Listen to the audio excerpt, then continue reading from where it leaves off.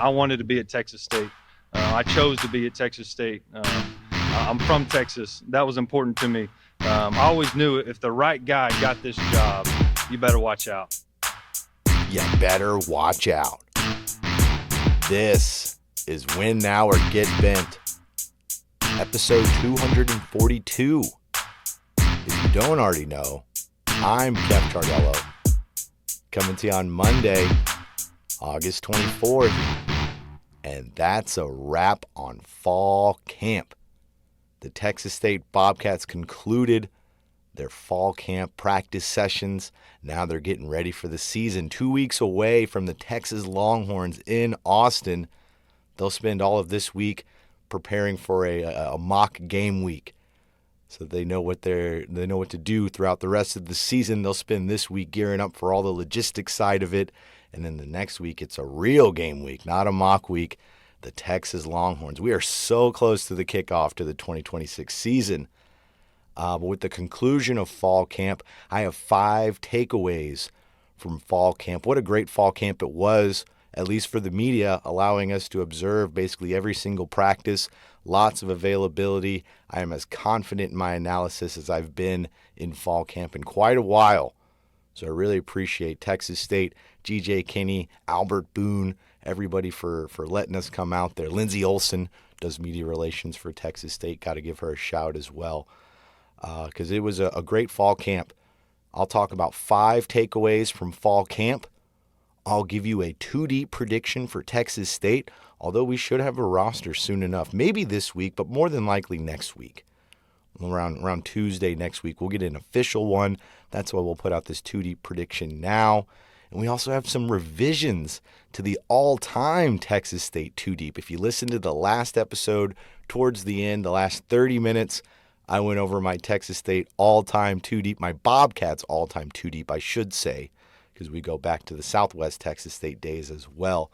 A few revisions. Heard from some of you afterwards. Not many. 2 revisions to be exact, and then an addition for kick returners, punt returners, all that good stuff. So some good stuff for you this episode. I'll even throw a season prediction out for you for 2026.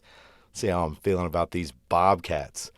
Oh, lots to go over, but before we get there, this episode is brought to you by TGC LLC, thegalindocollective.com. That's Galindo, thegalindocollective.com. A team of professional consultants dedicated to helping others realize their business potential through people, planning, and practice. Their services cover a wide range of areas such as business strategy, marketing, human resources, and financial planning. If you own property or a business and want to maximize its profitability, contact TGC at thegalindocollective.com. That's Galindo, thegalindocollective.com, and follow their social media platforms on Twitter, X, whatever you want to call it, at TGC_LLC, and on Instagram and Facebook at the Galindo Collective. Shout out to Rick Galindo, a true Texas State sicko, a Texas State grad himself. This is season number 4. TGC LLC has partnered with Win Now or Get Bent. Cannot thank them enough. Go throw your support at them. TheGalindoCollective.com. That's Galindo, TheGalindoCollective.com.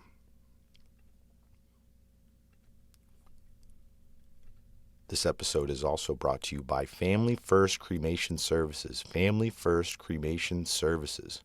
When your family is facing the loss of a loved one, you deserve compassionate care, honest guidance, and transparent pricing, not high-pressure sales tactics. Family First Cremation Services is locally owned and operated by Diane Lee, a licensed funeral director with more than 20 years of experience, offering affordable cremation, burial, memorial, and pre-planning services tailored to your family's wishes. They proudly serve families from their location in Magnolia, Texas. For immediate assistance, call 979-588-2509. That's 979-588-2509, or visit FamilyFirstCremationServices.com to learn more. Family First Cremation Services, providing dignified, affordable care when your family needs it most. All right, and one more for our guys at BHIHats.com. Been having it hats. You can see I've got the state script hat on, the nice 3D embroidered state script. If you watched the last episode, you saw the Cats by 90 hat. Well, guess what? You can see it this episode too, because I've got it right here. The Cats by 90, the state script hat. Lots of awesome looks, lots of different colors at bhihats.com. Been having it hats. When you use WNOGB at the checkout, you save 10%. So we're making you look good, and we're saving you money. Get on there. Been having it hats. bhihats.com. Been having it hats. You gotta have it. But all right, let's get to these Bobcats. I didn't put this in the intro at the tippy top of the show, but Texas State soccer rattling off some wins since the last time we spoke. 2 wins to be exact. They're now 3-0-1. That one tie with UTSA to start the season. 3 wins since then, including the last 2 over the Aggies last week at home, and then at number 6 Baylor last night. Some nice wins from Texas State soccer. That was a 3-1 win over number 6 Baylor as well for the Bobcats. So here we go. There's at least one program that is Pac-12 ready. They are coming this season. I am fired up for it. The Bobcats have East Texas A&M at home this Thursday night, 7:30. From what I've heard, it's free parking. They won't give you tickets out there anymore. So if you go out there, you see that red lot, you can pull in and park. Pretty sure it's free admission as well. If not, it's relatively inexpensive to go support the Bobcats. I know I'm going to get out there quite a bit this season. Bring my daughter. She'll be 4 in October. I know she's going to have a good time. Some volleyball I'm going to take her out to as well. They just wrapped up preseason this past weekend, and they are getting into it coming up real soon for volleyball, so watch out for that. But let's jump to football now. I was talking about fall camp is wrapped up. It's in the books. They're all done with fall camp. I already said it, but I'm going to say it again. Very appreciative of how open fall camp practice was. We were only allowed the first 30 minutes at the beginning of practice. Some days they'd let us stay 45 minutes, get to see a little bit extra. It was great, though, to be able to be out there every day with some of the other media members, Colton McWilliams at the San Marcos Daily Record, Caleb Yum at the Statesman. It was good to be out there with those guys and getting to compare our notes, and all of us are way more knowledgeable in our analysis. For me, when I come on a podcast and talk to you about it, for them when they write their articles, you have a wealth of knowledge from being there and actually seeing it firsthand. So I'm very appreciative. I tried to reduce injury talks, or I didn't want to take too many pictures of scheme and everything because I didn't want to ruin a good thing. It was really nice to be out there. Because I'll say this, it changes. Now that the season's here, they're going to lock it in. I fully anticipate us not being allowed at practice. Those media observation periods are nice in fall camp, but I can imagine they'll lock it in once they're trying to solidify their game plan. But it was nice in fall camp because I have a lot of takeaways. Five big ones. I have more than 5. I tried to keep it at 5. Some of them are probably could have been 2 separate points, but we're gonna stick with our 5. Number 1 on my 5 takeaways from fall camp, something that I was surprised about going into it. Wide receivers and interior defensive line feel like the deepest areas. Those are 2 positions that I didn't quite anticipate saying that about on the offensive side or the defensive side. For the wide receivers, obviously there's Bo Sparks and there's Chris Don Jr. We've seen that. Assuming from last season, I guess, where it was pretty top-heavy in that rotation as far as those guys. We'd see some Kylan Evans, you'd see Maven Anderson get out there a little bit. But aside from that, it was a lot of young guys, a lot of true freshmen who weren't really breaking through quite yet, still developing. Now a lot of those young guys, they have developed this year. You can see them out there. What I think of young guys that were freshmen last year that are looking much better this season. I know Kylan Evans was a redshirt freshman last year, but boy, he looks a lot better this season. Just looks more confident out there, a little more fluid. Not like he's not having to think about the game and process it every time a ball comes his way. He just kind of goes with it because he's been doing it for a few years now. Tucker Casano is another guy right on his heels, Kylan Evans' heels, wearing number 13 out there. He's looking great. And Jordan Martin, those are 3 guys that were freshmen last year that have been seen in the rotation quite a bit this fall camp. But even then, I mentioned Don and Sparks. I think the third starter is Zachariah Sample. They're the Arizona State transfer that came in. I mean, I think it might be a runaway for him at that third wide receiver spot. When I look at him, I think of a comp like Jaden Williams, a guy who can really peel the top off of defense, who can be athletic enough. Isn't the tallest receiver, but athletic enough to get up there and get a 50-50 ball. I really like what I've seen from him. I know he's a player that came over from Arizona State, practicing with Jordan Tyson. Heard that paid a lot of dividends, according to G.J. Kinney. That went a long way for Zachariah Sample, that he was able to have such a good receiver to look after.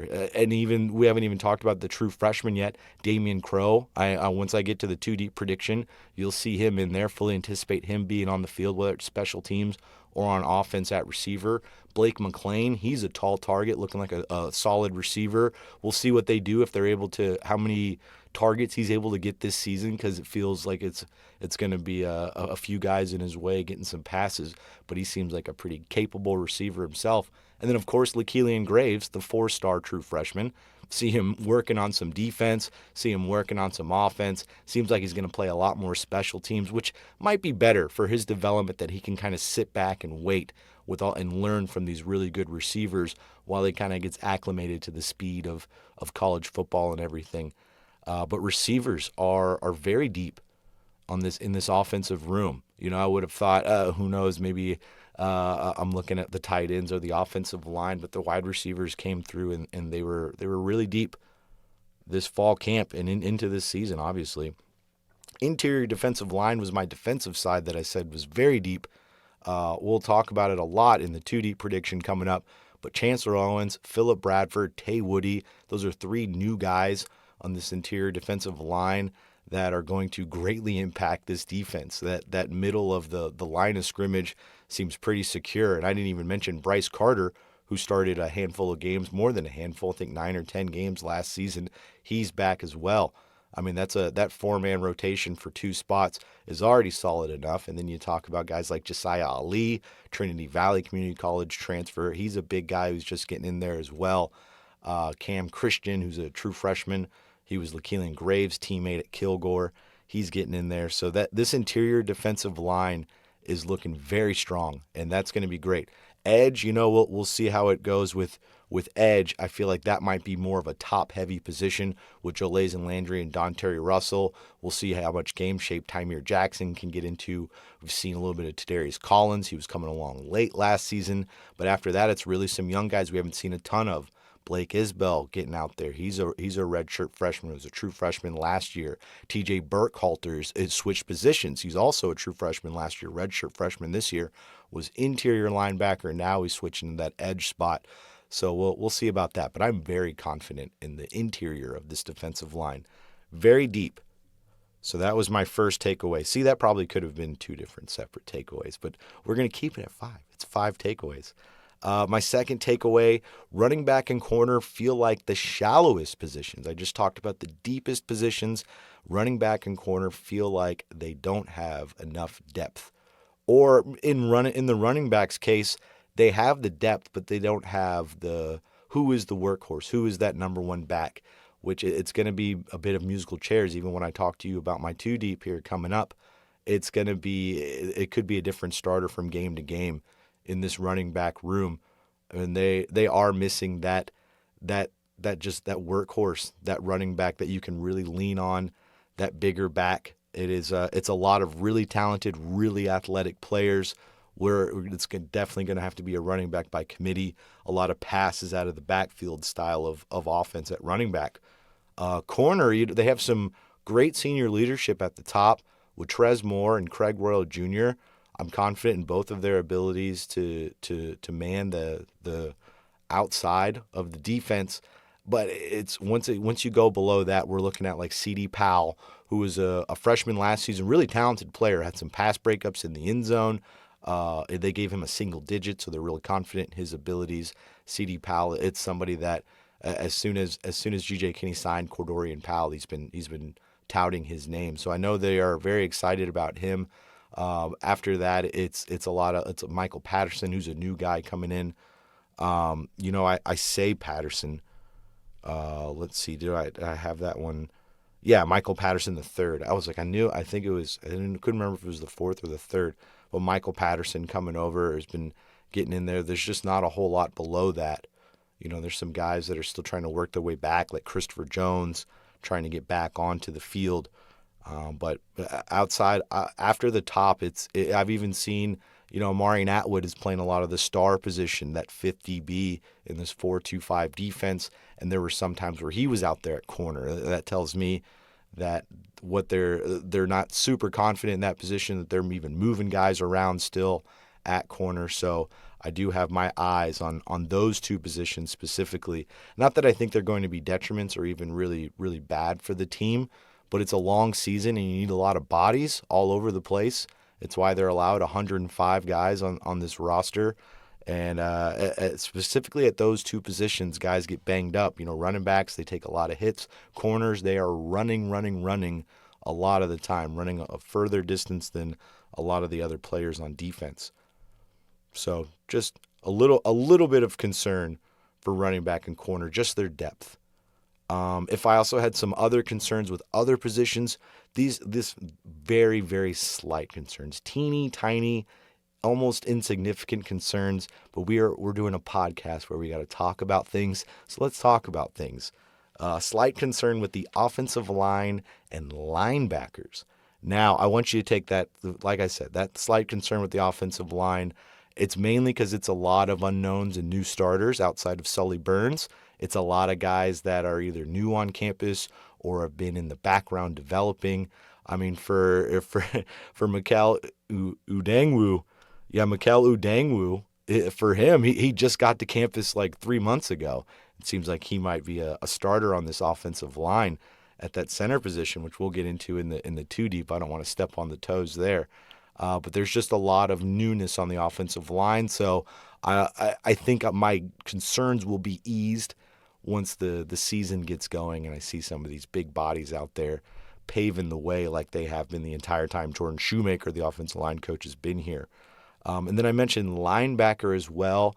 It's funny how I say, even as I'm reading it, and I put slight concern there, and I was just thinking about last night. I was at the Texas State kickoff bash and Neon Armadillo. It's a nice event to kick off the season, and they brought out some players to talk on a panel, and one of them was Terrence Cookie, as they like to call him. If you hear it in a press conference, you hear that name, it's Terrence Cooks. And it's a name I've been hearing more and more, and they're really high on him. He played last season. He had a good handful of tackles. So they do have that experience at the top with a guy like Terrence Cooks, with a guy like Aiden Jones. I think if there is concern, it is Traylon Payne actually going to be able to play? As if you did miss that, there was a federal ruling where all those players, the class of 2022 players that got that injunction and their eligibility was brought back to them for another season, looks like they might be reeling that back in. So there's going to have to be some work done by this Texas State administration to keep Traylon Payne and potentially Tymeer Jackson, although Tymeer Jackson is 2021, so his ruling might be a different situation. We shall see with all of that. But if Traylon Payne can't go, then that is a bigger reason why I should be concerned just a little bit with the linebackers. Because then even I mentioned Terrence Cooks, Aiden Jones played quite a bit last season. We're seeing some young guys getting in there. Darius Davis, they call him Diggy in the press conferences. Tice Williams as well. Some guys who have experience. Cole Nillis, who's back after playing last season, and Javante Mackey, a new guy from Arkansas State. It's really just seeing those pieces together will ease those concerns. But yes, like I said, slight concerns. My guy Matthew Gregg is coaching those linebackers. I know he's going to do a great job. I was just talking to him as well. I guess he was a linebacker in his day, so he's actually back home. This is a position he knows very well at linebacker. So good for Coach Gregg. I know he'll get these linebackers right. Number 4 on my 5 takeaways, a deep tight end room that needs to be utilized more. Stop me if you've heard this before. And of course, I took these amazing stats, and I didn't bring the notebook in here. I went back for the last 3 seasons, and I went and mapped out how many receptions the tight ends had and what percentage that went into the offense. I know G.J. Kinney's first season, it was 5.2%. Then 2024 was 8%. And then last season, it was 11%. So we've seen slight increases each year. That first year, no touchdown. Second year, 1 touchdown. Third year, 3 touchdowns, all by Titus Lyons. We've seen the yards and catches increase by a little bit incrementally each season G.J. Kinney has been here.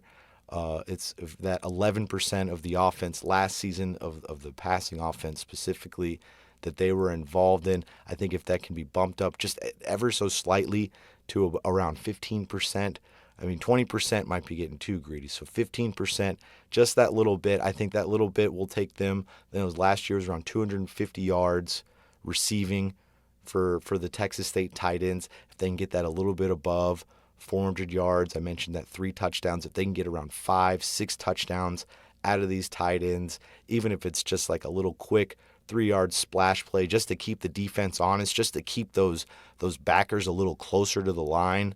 And I know it's probably harder to incorporate a tight end with this veer and shoot, this vertical choice offense where the receivers are so wide and everything.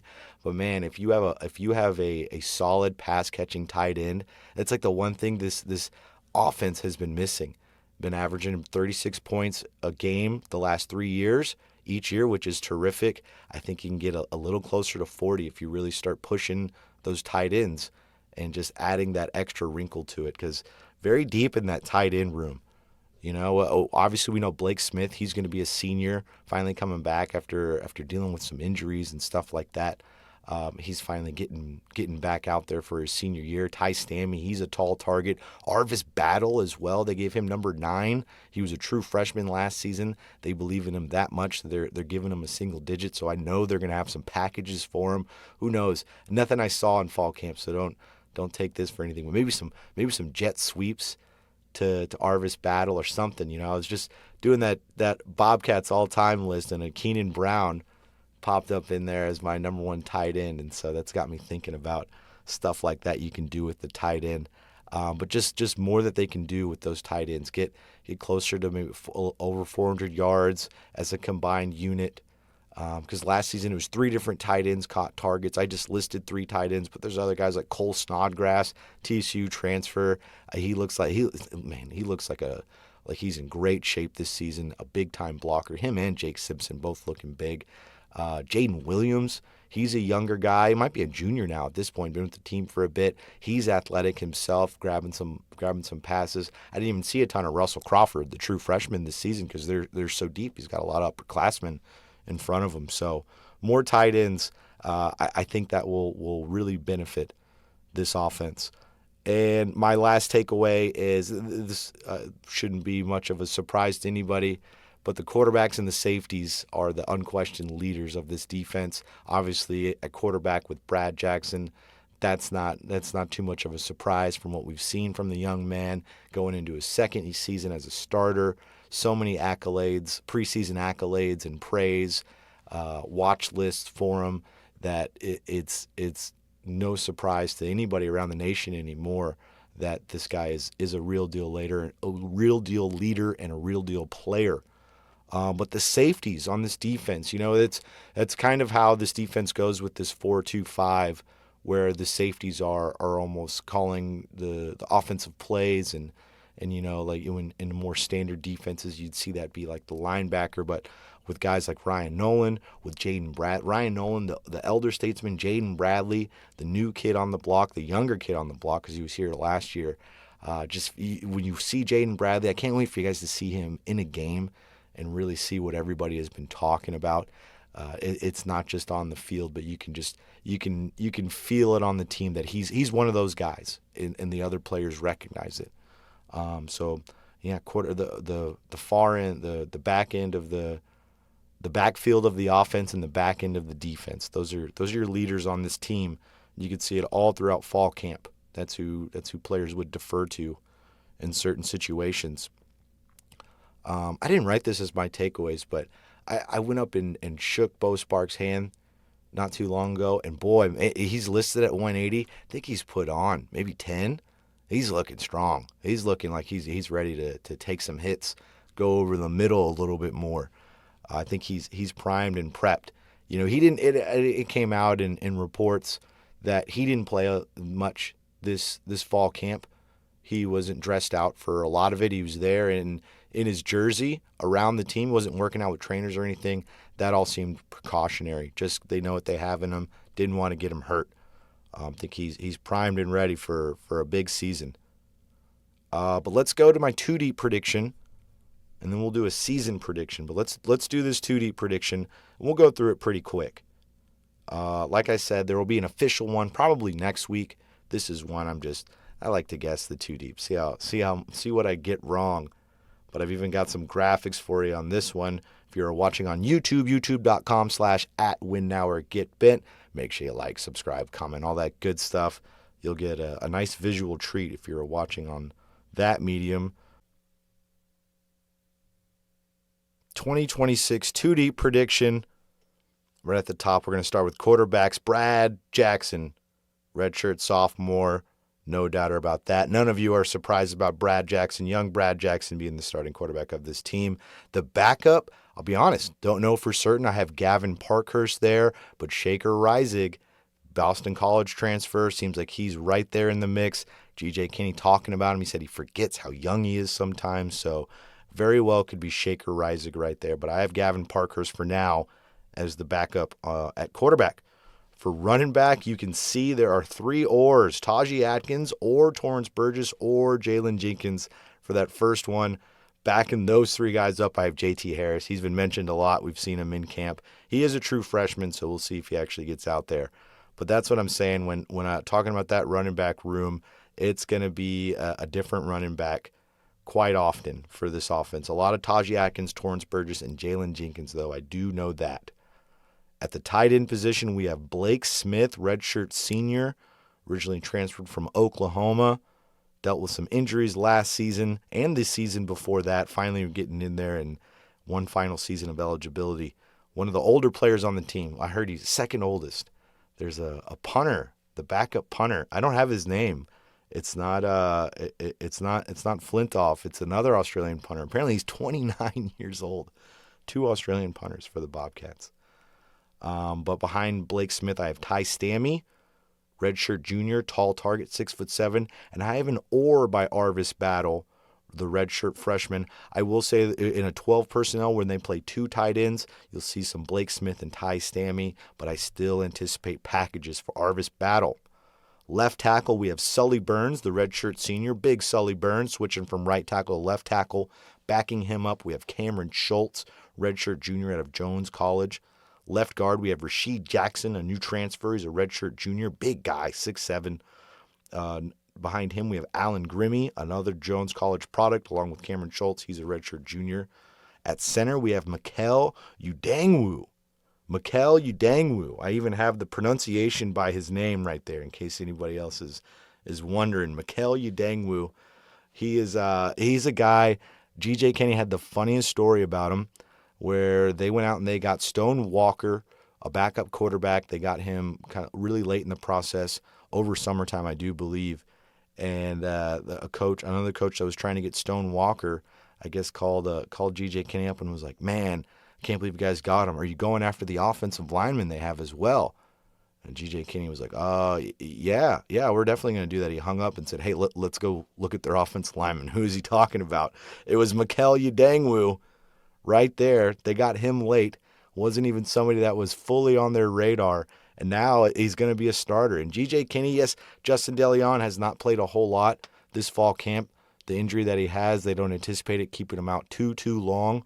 But just the way that G.J. Kinney was talking about Mikel at the press conference, about how it feels like we've really solidified our starting unit of the offensive line with Mikel, I thought that was very telling. So it's really, they were very impressed with him. Because we saw a lot of Atuni Rapati at center before, but Mikel really took over that position. At right guard, we have Bamadil Badusi, redshirt junior. He's been with the Bobcats for 4 seasons now. Was a tackle out of high school, finally getting his chance. Moved over to guard. Backing him up, we have Tyler Norris, a redshirt sophomore. He gets a lot of praise from the coaches as well. At right tackle, the North Carolina transfer, William Boone, big guy. He's going to take over that spot. And then behind him, Kirk Gilden, a young guy, a redshirt freshman. So there you go. There's my 2 deep prediction for the offense. Let's go to the defense.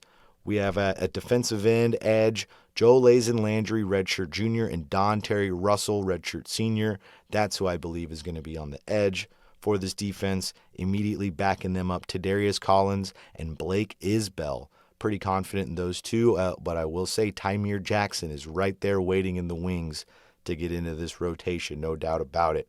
We will see how all that eligibility shakes out. Defensive tackle is talking earlier about how deep they are. Here's those 4 guys I was talking about earlier, Chancellor Owens and Philip Bradford. That's who I think will be your starters. Immediate backups, Tay Woody and Bryce Carter. I think before I was like maybe Ty Woody in that starting position, but it seems like that Chancellor Owens-Philip Bradford duo is something they really like on the inside of this defense. At linebacker, Aiden Jones and Terrence Cooks, talked a lot about them just a little bit ago, backing them up, Javonte Mackey and Cole Nillis. I've seen Javonte Mackey and Cole Nillis. When those 2 guys are in, that's a big interior linebacker package. So I imagine those guys will come in if they're anticipating the run. At corner, we have Craig Royal and Trez Moore. Talked a lot about corners as well earlier. Cordorian Powell and Michael Patterson III backing up Craig Royal and Trez Moore. At the star position, this one I'm confident with the starter, but not really the backup. Starter, Amarian Atwood. We saw him play a lot at that position last year. He's wearing number 1 this year, looking strong, getting a lot of praise in fall camp. Behind him, I have Dexter Ricks, who's a Liberty transfer. He's going to be a senior this year. I know he has a relationship. I believe it's with Tanner Burns, if I'm not mistaken, a previous relationship with Tanner Burns. So I would imagine Dexter Ricks will get out there quite a bit, possibly at that star position, although we saw Jaden Lawton playing some star as well, so we'll see what happens. At safety, Ryan Nolan, we know who he is. We know what he's capable of. Jaden Bradley, we will know what he's capable of. It's a lot of hearsay these days, but we will see it soon enough. Backing those 2 up, I have Chase Davis and Jaden Lawton. Jaden Lawton wearing number 0. He could move around at a few different positions. He was a corner last year, so it seems like he can play anywhere in this defensive backfield. Moving over to specialists, we have Dylan Cunin, the Toledo transfer. At kicker, we have Tom Flintoff, the Aussie, coming over from the Australian Kicking Academy. Freshman getting in there at punter, big punter as well. Kick returner Jalen Jenkins. We saw him 100-yard return last season. The backup this is a guess for sure because I don't know exactly who's going to be that second kick returner, but Damian Crow, speedster, true freshman, looked great in fall camp. And now with the 5-for-5 rule, they don't have to worry about redshirting these true freshmen. They can just play them all they want on special teams. Punt return, Bo Sparks. We all know what he can do. 280-yard punts in a game a couple years ago. That was pretty spectacular. He's a great punt returner. And Damian Crow as the backup punt returner as well. We'll see. I imagine they'll come up with more than just those 3 guys to return kicks. But there you go.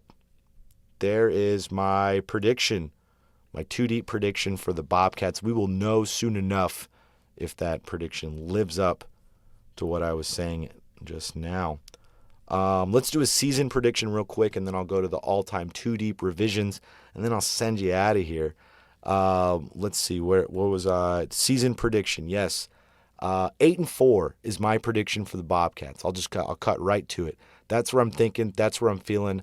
I'm as confident in this assessment as I've been in a while. I remember in 2024, I got a little too optimistic, and I said 10 wins for that team. Still think that should have been a 10-win team with Jordan McLeod and Ish Mahdi and Joey Hobart. And I mean, they were so deep at receiver that Bo Sparks and Chris Don were backups. But I'm as close to being. I don't want to get ahead of myself and get too confident with it, but I'm as close to that 24 fall camp in saying 10 wins. But 8-4, especially when I look at the schedule, I see losses at Texas, I see losses at San Diego, I see losses at Boise State, I see a potential loss at home to Fresno State, a really good team themselves, the Bulldogs over there, a potential trap game in Oregon State as well on the road. That's pretty far traveled at Corvallis. And now this is 8-4 is if it isn't an exceptional season, because there is a case that this team they truly ascends and it does become exceptional and it gets to that 10 wins. This is a team that is capable of it. I still think there are defensive questions, and not necessarily to denigrate on Will Wyndham or anything that he's doing in there. It's just that we haven't seen it before. It's a similar scheme. We just need to see it on paper before we get real confident about a 10-win season. But right now, 8-4, that's where I'm feeling right now. Hope I'm wrong. Hope they get more. Hope they don't get less. More than I hope they get more, if that makes any sense. But let's get to this 2-deep revisions real fast. I added 2 players and took off 2 other players, and then I added kick returners, punt returners, kickers, and punters as well on this list. I even made a little graphic for the 2-deep as well for this all-time 2-deep. So again, youtube.com/@WinNowOrGetBent. You can take a look at the whole 2-deep while I talk about some of the changes. This is the offensive one right here. I'm not really talking a ton about the offensive side, although I will say there was consideration at the running back spot after hearing from a lot of you for Reggie Rivers. Reggie Rivers, he played, let's see, I know I just had notes on Reggie Rivers. Reggie Rivers, he played from 1987 to 1990. Had a little stint in the NFL as well. I also heard some people talking about Booker Russell at running back. Really good player in the 70s, played for my Raiders for just a little bit. But we're going to keep him off this list because he was actually charged with murdering his wife. So we're not going to talk about old Booker Russell any further than that. But as you can see, here's that all time. It's still the same as when I read it, when you heard it on the last episode, if you heard that, but there's a nice graphic for you to look at. The changes are on defense and on special teams. Here's the next graphic there. Sorry, it's a little smaller. You almost have to squint. A lot of names on there for it. But my changes, if you go to safety and you look at the one position, you can see David Glasgow right there with Ken Coffey. David Glasgow, he played from 1982 to 1984. He's actually second on the team in interceptions with 17. 1983 Lone Star Defensive Player of the Year. No, national championships as well at Texas State. So David Glasgow. It's funny because I actually went in there looking to replace Jaron Morris, who was a backup at that safety position. But and why I moved Jaron Morris off is because it actually turns out he transferred to Florida Atlantic his last season. I forgot about that because he played a lot of time with the Bobcats, but he spent his last season at FAU, so he doesn't make the all-time list. If you transferred out, didn't finish as a Bobcat, you're not on the list. But David Glasgow, I was about to put him in that second spot, but I ended up moving Jason Washington to the second spot because David Glasgow, that was a big miss by me on David Glasgow. So it worked out that I had to replace Jaron Morris. So I looked at that guy and couldn't believe that I left him off. And then if you go up to corner as well, probably should have started there. Corner, at the second corner spot, you'll see Bobby Watkins. I couldn't get a ton of stats or really a lot about his career at Southwest Texas State. He is in the Hall of Honor, but he doesn't have a bio in the Hall of Honor, at least not online, where he didn't have a bio where I find a lot of this information. That's why there's a question mark by 1979 to 1982. He was drafted in the second round, which I'm pretty sure that makes him the highest drafted Texas State player, unless I'm missing somebody. But yeah, 2 national championships as well. Played 8 seasons in the NFL. And he gets in there. Cordell Rogers is out. It's not like Jaron Morris where he was disqualified. It's more so he just missed the cut for our guy Cordell Rogers. But shout out to Cordell Rogers. And then let's go to kick returner, punt returner, and kicker. My kick returner, I have Brandon Smith, 2012 to 2015. Excellent kick returner. Hope a lot of you remember who that was in that time, the Fran era kick returner. And then below him was a player I learned about, A.J. Johnson, 1986 to 1988. Terrific kick returner for the Bobcats. At punt returner, Jeremiah Haydell. That's a name a lot of you should know from 2018 to 2020. Jeremiah Haydell, exceptional receiver. I was glad to include his name on this list because he was considered for wide receiver. Too many other good receivers, couldn't put him on there, but he definitely deserves to be right there at that punt returner spot. But right below him is a guy who might surpass him soon enough, seeing what he does this season. Bo Sparks, we know who that is, 2024 to present.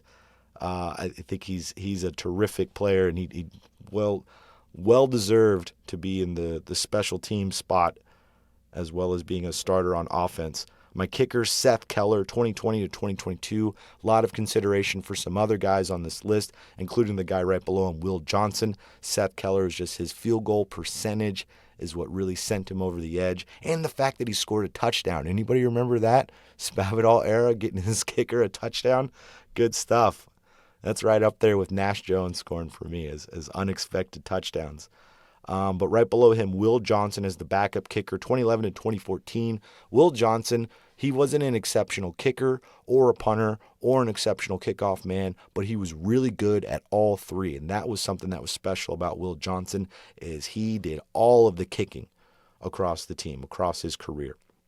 So Will Johnson, that's why he gets on there as the backup kicker and the backup punter. But our starting punter has to be our guy, Seamus O'Kelly, the all-time leader in punt yards at Texas State.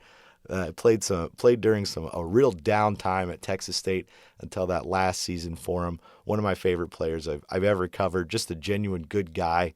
Really like Seamus O'Kelly. I hope whatever he is doing it well, and he is very happy. Shout out to Seamus O'Kelly and to all these guys. A nice look at some real great Bobcats from over the years right there. Yes, I believe that was the last thing I was doing on this episode. It was. That's it. Yeah, that's a wrap for this one.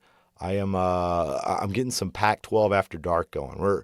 I said that it was August 24th, Monday, August 24th, and it's just over midnight. So, that wasn't a lie. It really is. It's just right at the beginning of August 24th. But I wanted to get this out to you because we're going to have a lot. Pac-12 101 series is still cooking. I just interviewed Al Scott, the editor at Fresno Sports Mag.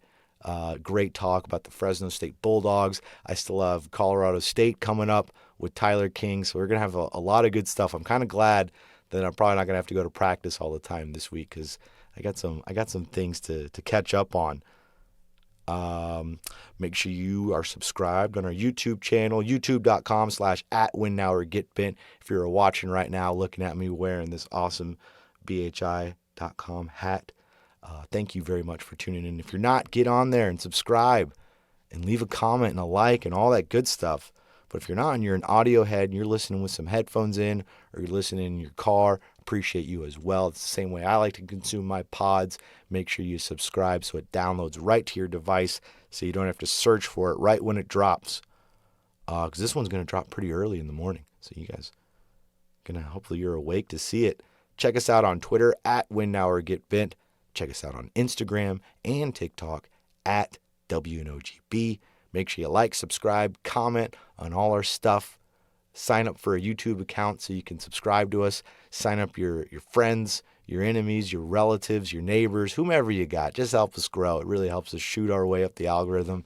Makes it so we can keep doing this, having a blast talking about these Bobcats.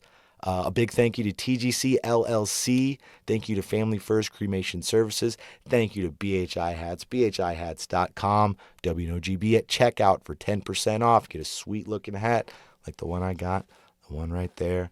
Get on there. Go check them out.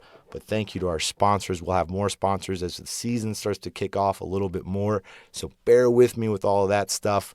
We need the support because it helps us keep the lights on. But you know who else? You know who really helps keep the lights on? It's you sickos out there who are tuning in. So the biggest thank you goes to you because without you, I'm shouting into the void. I'm talking to myself in a shed in my garage. But because of you, we have this great special thing. I mentioned earlier I was at the Texas State Kickoff Bash. Ran into my guy Kent Pope. Shout out to Kent Pope. And one of the things he said to me, he goes, "Man, it's just so great to see how much the pod has grown." And, and sometimes I can get a little bogged down trying to do it. Got blinders on, trying to just keep on pushing and keep things going, that you don't step back and think about the perspective. And, sometimes it takes an outside voice like Kent Pope to come in and tell you something like that really makes you appreciate what you got and what you're doing. So thank you to Kent Pope, and thank you to all you sickos for tuning in. Your loyalty has kept the lights on in this here studio. In this hot box. Not as hot at midnight. No fan for this one. Is that nice? Is that nice for your ears? I hope so. All right, everybody. We're getting into the thick of it. Season is coming up. 2 weeks. Buckle up, everybody. Until then, win now or get bent.